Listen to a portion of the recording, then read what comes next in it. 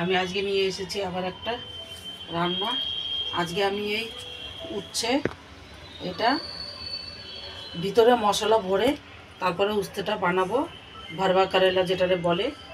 তো আমি সবার প্রথম আমি এই উচ্ছেগুলোর ভিতরের বীজগুলো সব ফেলে দিই, আর এদিকে পেঁয়াজ আর রসুনটা ছুলে নেব, পেঁয়াজটা কেটে নেব, তারপরে আপনাদের দেখাচ্ছি।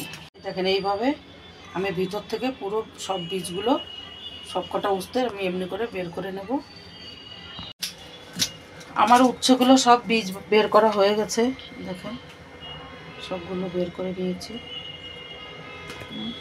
আমি এবার এই পেঁয়াজটা কেটে নেব, রসুন ছুলে নেবো, আর আমটা কেটে নেব, কেটে মিক্সিতে ঘুরিয়ে নেব আমি।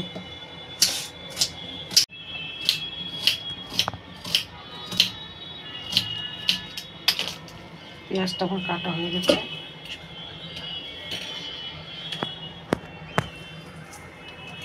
আমি এবার রসুনটা ছুলে দেবো, তারপরে মিক্সিতে ঘুরিয়ে নেব। আমি বন্ধুরা উস্তের ভিতরে যে মশলাটা ভরবো, পেঁয়াজ রসুনটা তো পিষে নেব, আর বাকি এদিকে একটু ধনে আর এই জিরা শুকনো লঙ্কা এগুলো আমি একটু ভেজে তারপরে করব, কাঁচা মশলাটা দিয়ে করব না। এদিকে আমি ভেজে নেব জিরা আর ধনে।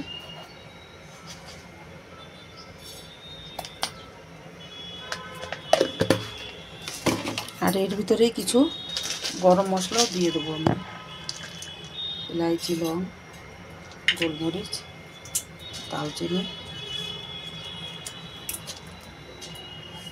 আর এটাতে যে আমটা দেব, আমটা এইটুকুই আম দেবো, এটাতেই টক হয়ে যাবে। এখন আমের সিজন, যার জন্য আম দিচ্ছি। অন্য সিজনে আমরা আমচুর দিয়ে করি, এখন আমের সিজন তো আম দিয়েই করে দিই।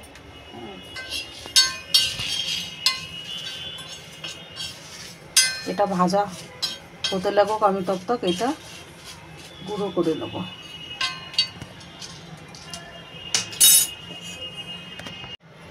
একটু জল দিয়ে দেবো সামান্য। বন্ধুরা আমার এটা ভাজা হয়ে গেছে, আমি এটা বেটে নেব।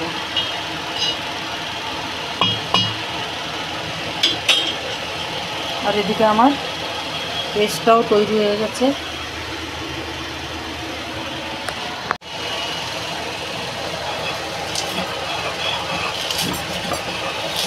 এটা আগে আমি একটু এমনি বেটে নেব, তারপরে জল দেবো, জল দিয়ে বাটবো।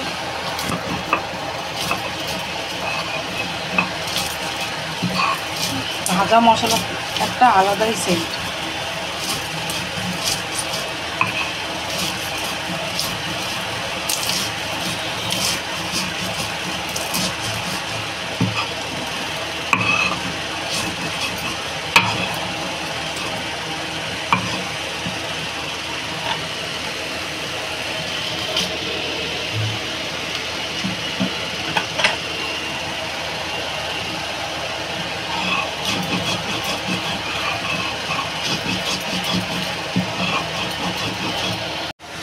বন্ধুরা কড়াইটা আমি বসিয়ে দিয়েছি, কড়াইটা গরম হয়ে গেছে, তেলও দিয়ে দিয়েছি।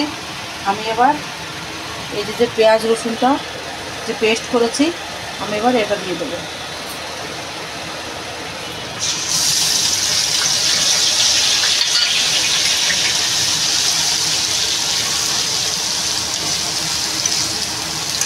আর এই যে আমটা রেখেছি, এটা আমটা আমি কদ্দুকস করে দেবো।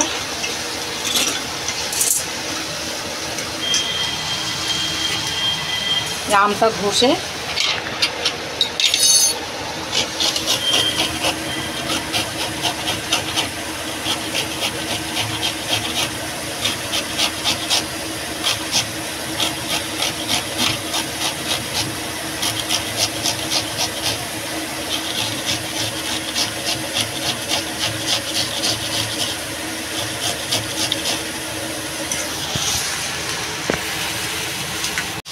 আমি এবার আমটা দিয়ে দেবো।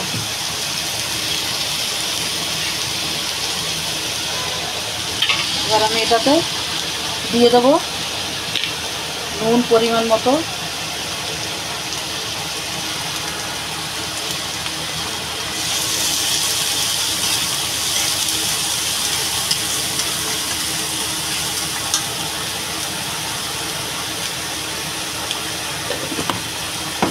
এবার ঢেলে দেবো হলুদ। এটাতে আমি শুকনো লঙ্কা দেবো না, গুঁড়ো লঙ্কাটা, কেন কি আমি এই লঙ্কাটা বাটছি, আবার কাঁচা লঙ্কাও আমি কিছু পিষে দিয়েছি, এই জন্য। আমার মশলাটা বাটা হয়ে গেছে, আমি এবার দিয়ে দেবো।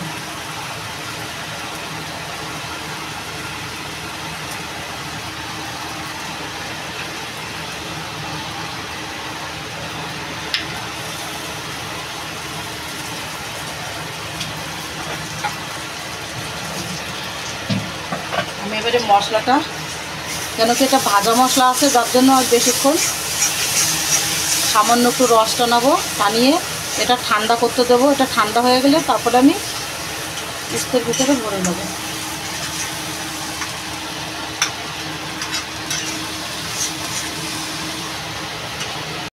তো মশলাটা আমার হয়ে গেছে কষানো, আমি এবার প্লেটে নামিয়ে নেব।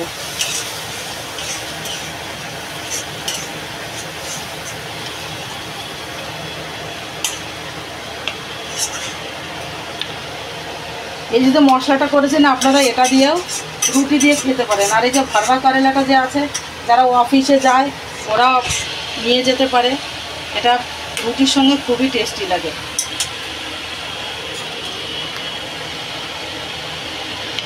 এটা আমি ঠান্ডা করতে রেখে দিলাম। এই পোস্তগুলোর ভিতরে ভরে নেব। পোস্তগুলোর পেট মোটা মোটা, অনেক অনেক মশলা লাগবে, তবে আমি অত বেশি বেশি দেবো না।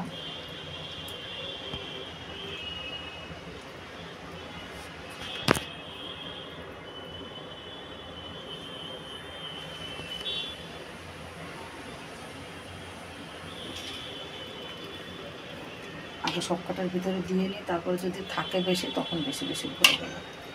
সবকটা আগে একটু ম্যানেজ করে নিই।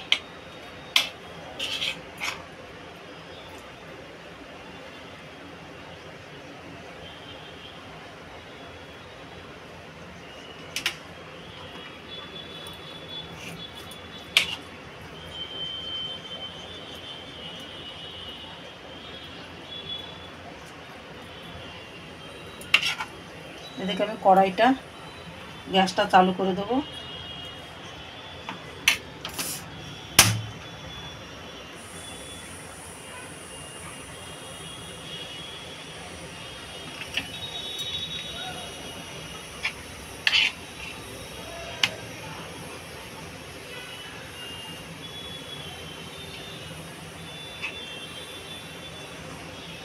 আমি তাহলে এইভাবে সবগুলোর ভিতরে ভরে নিয়ে তারপরে আপনাদের দেখাচ্ছি।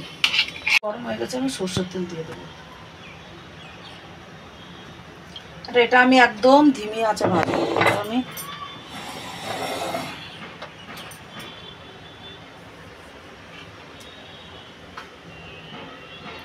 এগুলোর ভিতরে না ভালো করে ভরতে লাগে।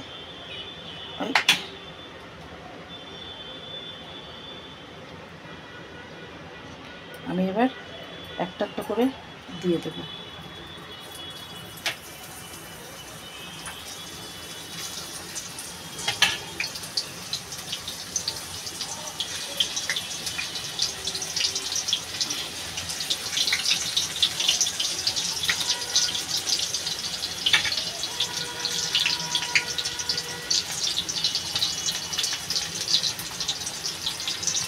ছোটো কড়াই তো একসঙ্গে হবে না, যার জন্য আমি এই তিনটে তিনটে করে দেবো। আমি একটু ঢাকা দিয়ে দেবো। ঢাকা দিয়ে দিয়ে করবো।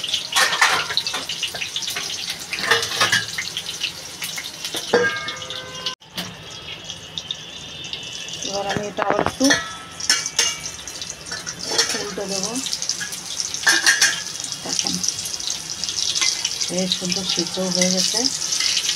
এতে একটু লাল লাল করে ভেজে নেব।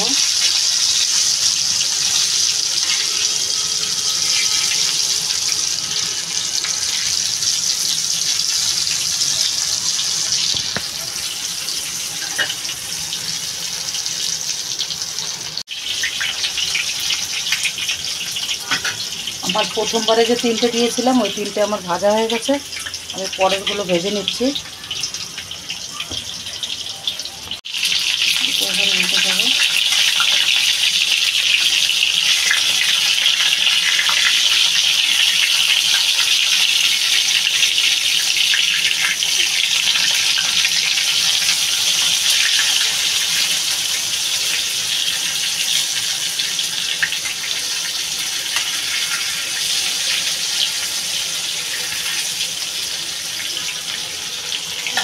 দিয়ে দেবো।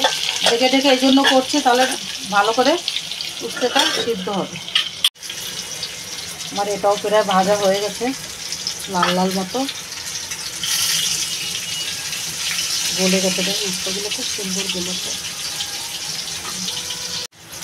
আমার এটা হয়ে গেছে, নামিয়ে নিলাম। গরমে এত অবস্থা খারাপ, এইসব খাবার বানাতে গেলে একটু খাটনি করতে হয়, কিন্তু যা গরম পড়েছে গরমে আর হয়ে গেছে আমার ভরবা কারেলা।